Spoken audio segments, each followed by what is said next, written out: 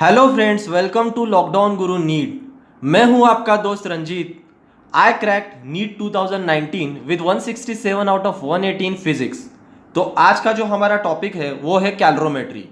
तो ये टॉपिक में हम क्या करेंगे, पहले कॉन्सेप्ट समझेंगे और उसी कॉन्सेप्ट से रिलेटेड जो प्रीवियस ईयर में क्वेश्चन आए वो उसी कॉन्सेप्ट के बाद उधर ही देखेंगे। तो पूरे के पूरे 30 ईयर के क्वेश्चन कवर करेंगे, जो भी आए 7, 8, 10 वो कवर कर देंगे। So let's begin. तो let us suppose this is a body A.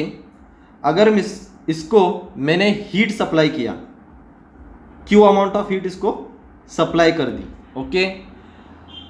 अगर कोई भी बॉडी को मैंने हीट सप्लाई की तो होगा क्या, एक तो उसका टेम्परेचर बढ़ेगा। तो दो फिनोमेना हो सकते हैं, एक तो उसका टेम्परेचर बढ़ेगा या कम होगा, कुछ भी। अगर हीट निकाली तो कम होगा, दिया तो बढ़ेगा। तो अगर इस केस में हीट दी है तो टेम्परेचर बढ़ेगा, तो मैं लिख देता हूं चेंज इन टेम्परेचर। तो एक फिनोमेना है change in temperature, okay. So that is delta T. And second phenomena is the change in the phase. Change in phase, what you mean by change in phase. अगर solid है उसको heat किया तो liquid में convert हो जाएगा, liquid को heat किया तो गैस बन जाएगा, यानी कि मेल्टिंग, बॉइलिंग। और द सॉलिड में convert into directly into gas, that is sublimation. So that is change in phase. तो जो हीट मैंने सप्लाई की थी उसका अमाउंट क्यू है, जो टेम्परेचर बढ़ा या फिर चेंज हुआ वो डेल्टा टी है, या फिर फेज में चेंज हुआ। जब फेज चेंज होगी तो टेम्परेचर में कोई फर्क नहीं पड़ेगा, it will be constant. For example, अगर आइस है एट 0 डिग्री सेंटीग्रेड, उसको मैंने हीट करके वाटर में कन्वर्ट किया, तो वाटर का भी टेम्परेचर 0 डिग्री सेंटीग्रेड ही रहेगा, बस उसकी फेज चेंज हो जाएगी। So phase change is a isothermal process, उसमें टेम्परेचर चेंज नहीं होता। तो इसको थोड़ा और डिटेल में समझते हैं, फॉर्मूला समझते हैं इसके, और फिर उसके एप्लीकेशंस पे जाएंगे। सो Q जो कि मैंने हीट सप्लाई की है, अगर उसका टेम्परेचर चेंज होता है तो Q is equal to M S delta T, okay. So Q is equal to M S delta T. So m is mass of that body and s is the specific heat of that body. So s is what, S is specific heat. अब specific heat की property क्या है, it is constant for a given body. So specific heat is constant for given body. So अब इस formula पे थोड़ा detail में जाएंगे और इसके प्रीवियस ईयर क्वेश्चंस करेंगे, okay. Q is equal to M S delta t when temperature changes. So Q, अगर डेल्टा टू को मैं नीचे लूंगा, so Q divided by delta t will become m s. So Q divided by delta t becomes m s. ये सबसे important formula है, इससे questions हमारे बनेंगे, ओके। सो इसको इंपॉर्टेंट कंसिडर करो। So Q by delta t is equal to M s, जो formula बन गया। अब जो Q बाय डेल्टा टी जो टर्म है उसको बोलते हैं heat capacity. So this thing is heat capacity of the body, okay. It is the amount of heat required to increase temperature by unit, that is 1 degree centigrade, okay. It is m into s, mass into specific heat of that body, okay. So this is heat capacity. Now let's see question regarding this heat capacity which is asked in previous year. So see this question. ये जो question आया था ये आया था 1990 NEET में आया था, okay. So what it is, thermal capacity of 40 gram of aluminium is. तो 40 ग्राम एल्यूमिनियम की थर्मल कैपेसिटी पूछी है and specific heat of aluminium is 0.2 calorie per gram kelvin. So simple है, वी लर्न द फॉर्मूला ना, Q by delta T is equal to M s. This is heat capacity. So heat capacity is thermal capacity, thermo means heat ना, so heat capacity is thermal capacity. So apply the formula, heat capacity is equal to m into s. So heat capacity, okay, heat capacity which is denoted as capital C is equal to m mass of aluminium into specific heat of aluminium. So what is the mass of aluminium? It is 40 gram, okay. Put the units to understand, because this is CGS unit and this is in the SI unit, so we will require units analysis, okay. So 40 gram into specific heat which is 0.2 calorie per gram Kelvin, okay. So this is unit of specific heat given. So what is the answer? 40 into 0.2 is 8. So 8 ग्राम से ग्राम cut गया, so calorie per Kelvin. So 8 calorie per Kelvin. This is the heat capacity or thermal capacity. 8 calorie per Kelvin. But in options it is joule per Kelvin. So we are required to convert this calorie into joule. So we know that 1 calorie is equal to 4.2 joule. Okay. So to convert it into joule, just multiply it by 4.2. So we'll get it as C is equal to 8 into 4.2 joule per Kelvin, which comes out to be 33.6 joule per Kelvin, which is the option D. So this is the answer. This is 1990 question. Okay. So let's move to next. So after understanding this question, let us understand another question. Okay, so this was the heat capacity. Now moving on to the next part of this formula. Okay, so let us see this. So we got that formula is Q is equal to ms delta T. Okay, so this is next concept you are understanding. So specific heat, so specific heat is equal to Q upon m delta T. Okay, so it is the amount of heat required to increase the temperature of a unit mass by 1 degree centigrade or 1 Kelvin. So that is specific heat. Okay, so from this equation you can easily understand, for a given amount of heat, mass of the substance will remain constant. You are supplying a constant heat. Okay, so change in the temperature is inversely proportional to specific heat. So here I can write S is inversely proportional to delta T. So change in temperature is inversely proportional to specific heat. So if a body, अगर कोई भी body है उसकी specific heat बहुत ज़्यादा है, मतलब change in temperature कम रहेगा, एंड स्पेसिफिक हीट कम है मतलब टेम्परेचर चेंज ज़्यादा रहेगा. तो इस पे बेस्ड एक क्वेश्चन आया था 2016 में, आई गेस फेज 2 में आया था वो. सो वो अपन सॉल्व करेंगे. तो ये जो क्वेश्चन आया था वो आया था एक्चुअली 2016 फेज 2 में आया था. ये क्वेश्चन ये बोलता है कि दो बॉडी है which are identical. So let us suppose body A and body B which are identical. Body A is at 100 degree centigrade, body B is at 0 degree centigrade. और ये बोला है कि जो हीट कैपेसिटी है वो इंक्रीज करती है विथ टेम्परेचर.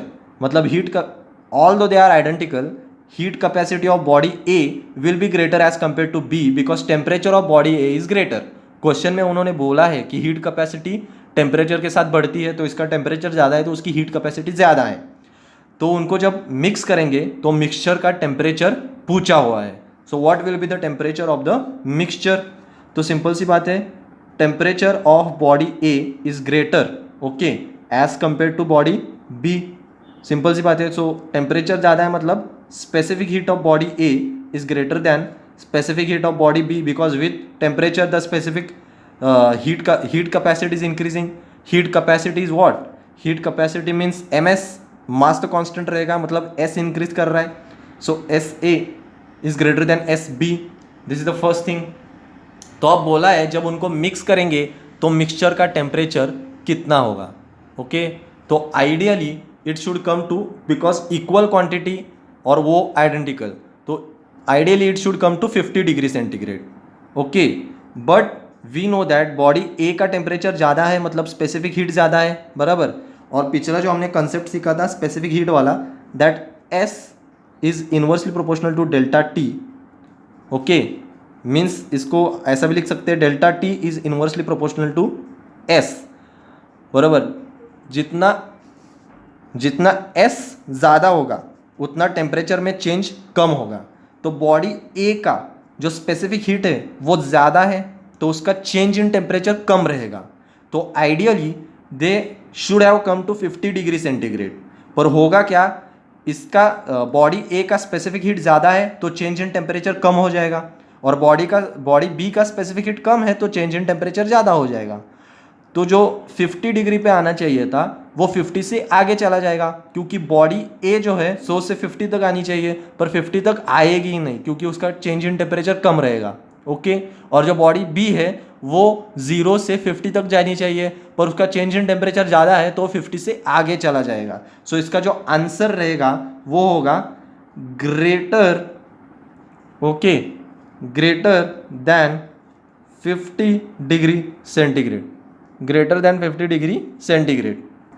इसके जो ऑप्शंस थे वो थे more than 50 degree centigrade, less than 50 degree centigrade, equal to 50 degree centigrade और 0 degree centigrade. So answer is greater than 50 degree centigrade. So we understood two questions and two concepts, that is application of a single formula Q is equal to ms delta T when the given heat increases the temperature of the body. Now we will go to next part where there is a change in phase, मतलब phase change होगी body की.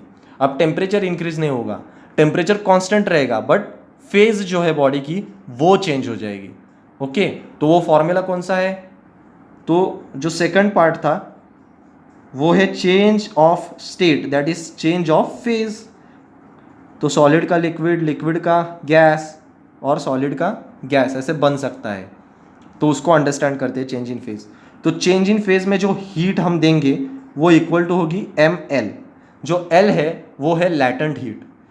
Okay, it is amount of heat required to change the phase of a unit mass of a substance.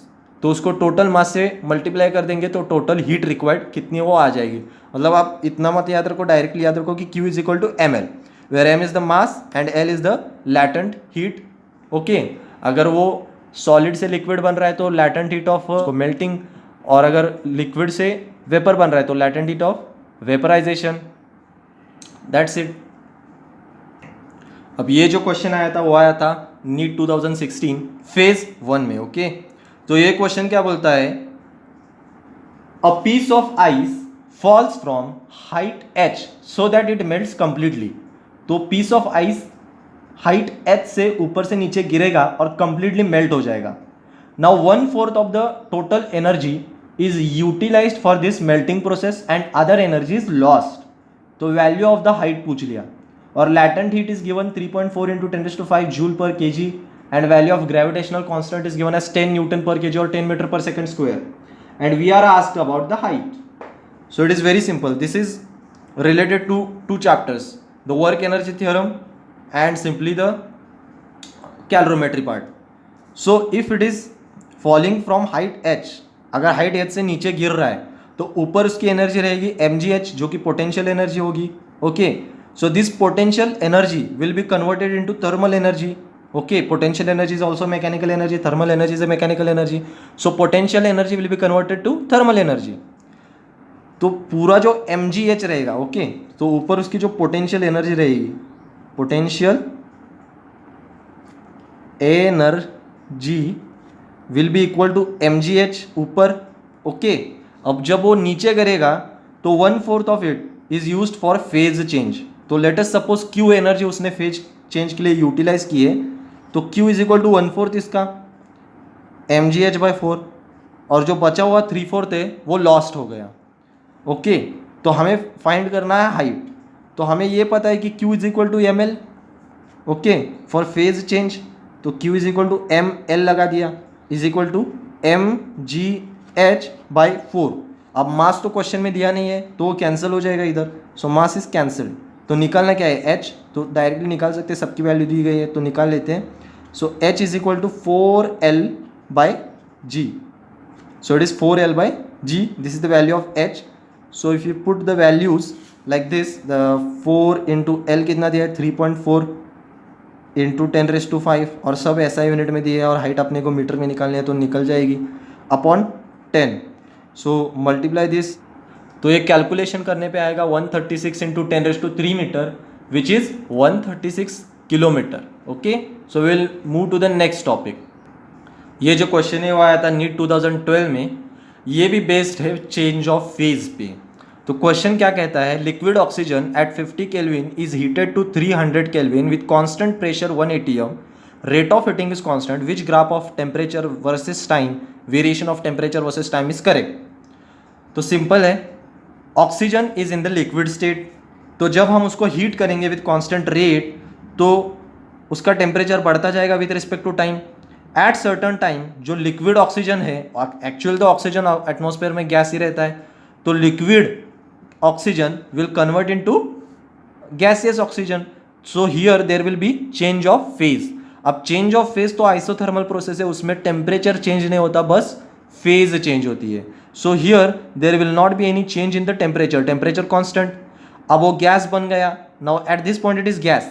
अब हम heat और देंगे तो now its temperature will again increase. Now it is in the gaseous form. So answer A is correct.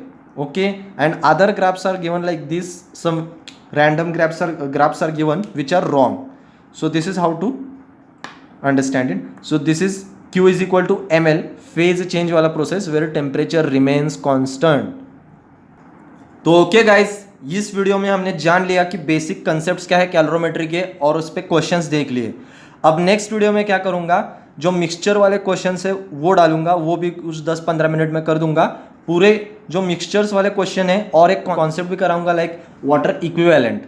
तो water equivalent का questions और concept सब कराऊंगा, और जो प्रीवियस ईयर क्वेश्चन है वो भी कराऊंगा. तो नेक्स्ट वीडियो में कराऊंगा. तो वीडियो को ज़रूर लाइक कीजिए, चैनल को सब्सक्राइब कीजिए, और आपके जो बाकी दोस्त हैं उनको भी वीडियो शेयर कीजिए. और ये नेक्स्ट वीडियो जो आएगा वो भी कैलोरीमेट्री पे रहेगा, और इसका नेक्स्ट पार्ट मैं कल ही अपलोड कर दूंगा. Thank you.